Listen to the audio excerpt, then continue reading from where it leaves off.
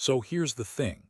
I never thought I'd be in a situation like this, but life has a funny way of throwing punches when you least expect it. My wife, Amy, and I have been together for about 5 years. We met in college, got married pretty quickly after that, and honestly, I thought we had a pretty solid relationship. We had our ups and downs, sure, but I always believed we were in it for the long haul. We were planning our first kid, a big deal for both of us, and I'd never been happier, or so I thought. The trouble started subtly. Amy's been acting a little strange lately, more distant, more secretive with her phone, brushing off questions about her whereabouts. Little things, you know. I'd catch her glancing at her phone and quickly hiding it, or she'd get defensive if I asked her where she was going. I thought maybe it was just stress or her being protective of the baby, which I completely understood.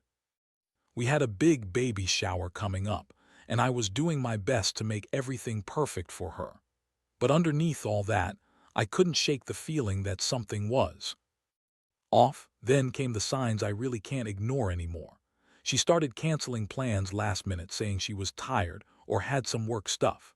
I remember one night she came home late, smelling like perfume I'd never smelled before. I asked her about it, and she brushed me off with that dismissive, bitchy smile she gets when she knows she's lying but doesn't want to admit it. "It's nothing, just some stupid perfume I borrowed from my sister," she snapped. That was the first real red flag. But I wanted to believe her. I told myself maybe I was just paranoid. Then on the day of the baby shower, everything seemed normal, at least on the surface. Friends and family were around. Everyone was excited, and I was proud to show her off. But that night something happened that changed everything for me. Around 3 a.m. I was lying in bed trying to sleep when I heard footsteps. At first I thought it was just her going to the bathroom or something minor. But then I saw her.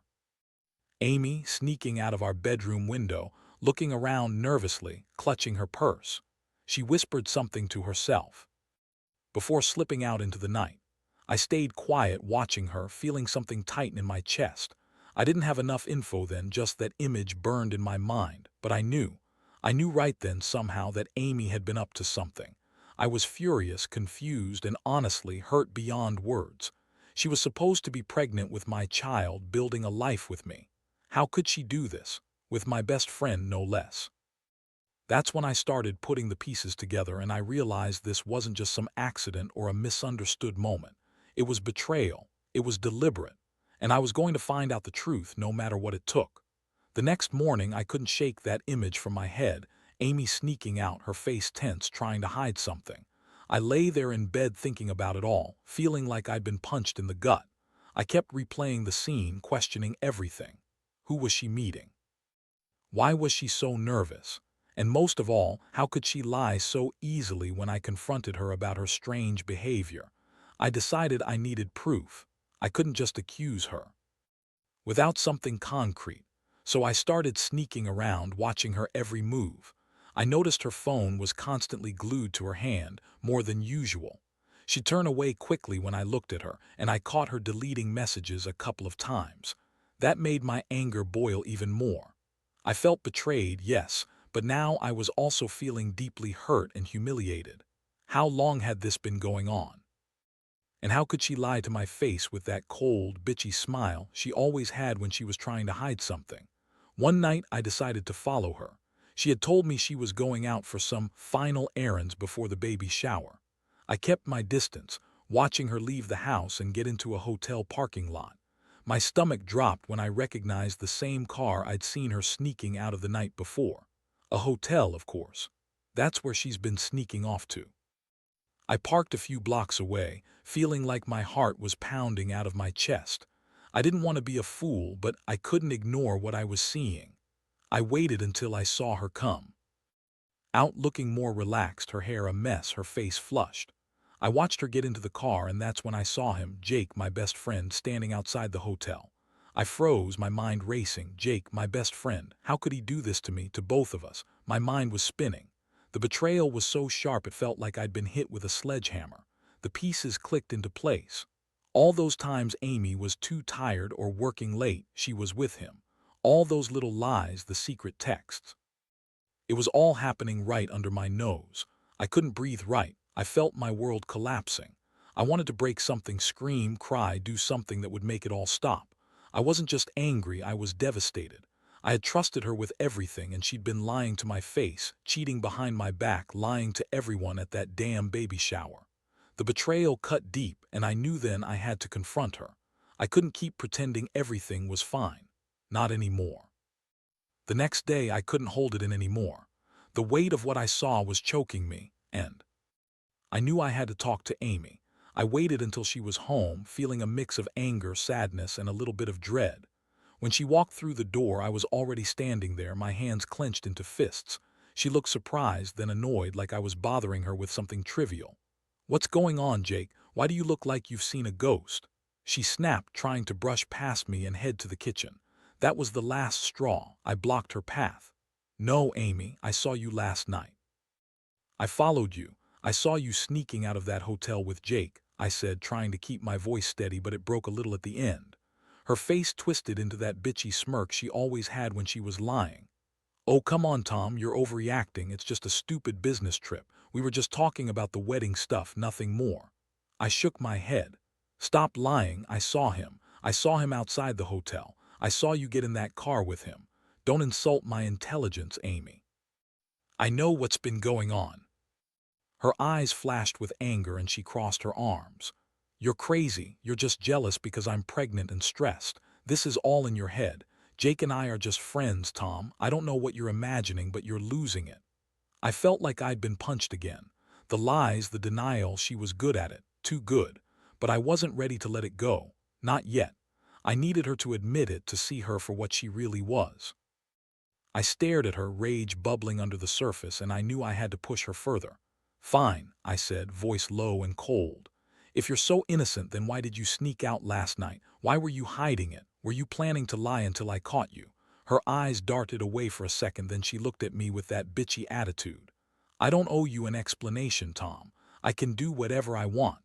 You're just a stupid husband who can't control his wife." That was it. The mask had fallen off her face, and I saw the true nature of the woman I married. The woman who would cheat, lie, and betray me just to keep her secret. I felt a cold fury rising inside me. I realized I was done with her lies, done pretending I didn't know. That was the moment I decided I wouldn't be her fool anymore. I needed to see how deep her deception went, and I was ready to find out everything. After her dismissive attitude, I knew I couldn't just walk away. I had to get to the bottom of this once and for all. I told her, "If you're innocent, then you won't mind me checking your phone or your emails, whatever it takes to clear this up." My heart was pounding, but I was determined to find out the truth. She scoffed and rolled her eyes, sneering at me. "You really think I'm stupid enough to let you do that? Grow up, Tom. I'm not some cheatable whore, and it's pathetic you even think that." Her voice was sharp, her tone full of contempt. I felt my blood boil, but I kept my composure. "Fine," I said. "Then maybe you don't mind me talking to Jake. I want to hear what he has to say about all this." Her face twisted in anger. "You're crazy if you think I'm going to let you do that. Jake is my friend, and I won't let you ruin everything because you're insecure." But I had already made up my mind. I couldn't let this go on. I knew Jake was hiding something, and I was going to find out what. That night, I started digging through her stuff, hidden messages, texts, anything that could give me some clarity. I found a string of messages from Jake, filled with flirtation, suggestive jokes, even plans to meet up. It was all there, the proof I needed. When I confronted her again, she snapped. "You're crazy, that's just harmless banter. Jake and I are just friends. You're reading into things. You're paranoid, Tom. You always have been." Her tone was dismissive, almost mocking. I felt sick. How could she lie so easily? How could she be so cold? I knew then that I was being played, that she had been lying to my face all along. I was furious, humiliated, and heartbroken. For a moment, all I could do was stare at her, trying to process what I'd just uncovered.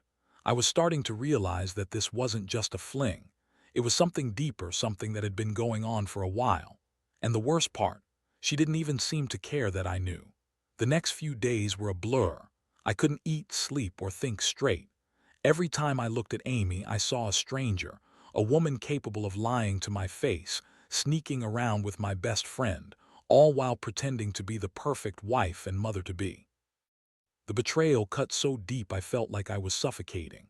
I kept replaying everything, trying to understand how I missed the signs, how I let myself trust her so completely. I knew I had to do something, but I also knew that whatever I decided, it had to be decisive. I couldn't go on like this, living in a lie. That night, I sat her down again, trying to gather my thoughts, trying to hold myself together. When she looked at me with that smug, bitchy smirk, I saw right through her. "Look, Amy," I started, voice trembling with a mixture of anger and heartbreak. "I know everything about you and Jake. I saw the messages, I saw how you lie, and I'm done. I don't want to be with someone who's capable of doing this, not anymore." She scoffed, rolling her eyes. "Oh, come on, Tom, you're overreacting. This isn't a big deal, it's just sex. We're not even married yet, technically. And Jake is just a friend. You're making a mountain out of a molehill."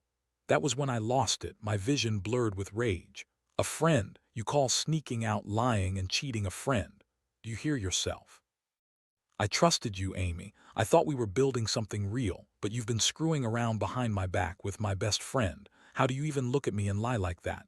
She looked furious, almost defiant. "You're so insecure, Tom. You're just jealous because I'm having your baby. You're trying to control me, and it's pathetic. I don't owe you explanations. I do what I want." That was the moment I realized that she didn't care about me. Not really. This wasn't some mistake she'd admit to and fix. It was a betrayal that ran too deep. I knew I'd have to make a choice. I couldn't keep living in this mess with her cold, bitchy attitude and her lies.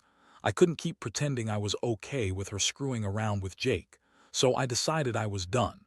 No more lies, no more pretending. I told her I was leaving. I told her I couldn't be with someone who didn't respect me or our baby. And I knew, deep down, that this was the beginning of the end. After I told her I was leaving, Amy's face twisted in anger. She spat out something about how I was overreacting, how I was just being dramatic because I was jealous. But I didn't care anymore. The pain, the betrayal, the sense of losing everything, I'd carried it around for days and I couldn't pretend anymore.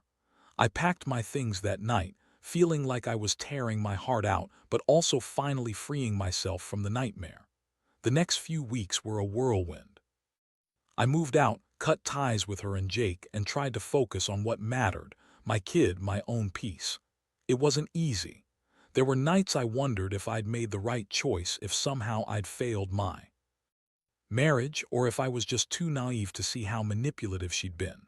But deep down, I knew I couldn't stay with someone who'd lie and cheat so effortlessly, who had no respect for what we built. Looking back now, I realized that I learned a lot about trust, betrayal, and self-respect. I should have seen the signs earlier, but I was blinded by love and hope. Still, the experience taught me that you can't fix someone who doesn't want to be fixed, and sometimes, walking away is the only way to save yourself. I still feel the sting of it all, but I also feel relief. I can finally breathe again. To anyone out there going through something similar, trust your instincts. No matter how much you love someone, if they're lying and sneaking around, you need to face the truth for your own sanity. Don't stay because you're scared of being alone or because you think you can fix things. Sometimes love isn't enough. Protect yourself, your dignity, and your future. Because at the end of the day, you deserve honesty and respect, not a partner who smiles and lies until they're caught sneaking out at 3 a.m. pretending everything's fine.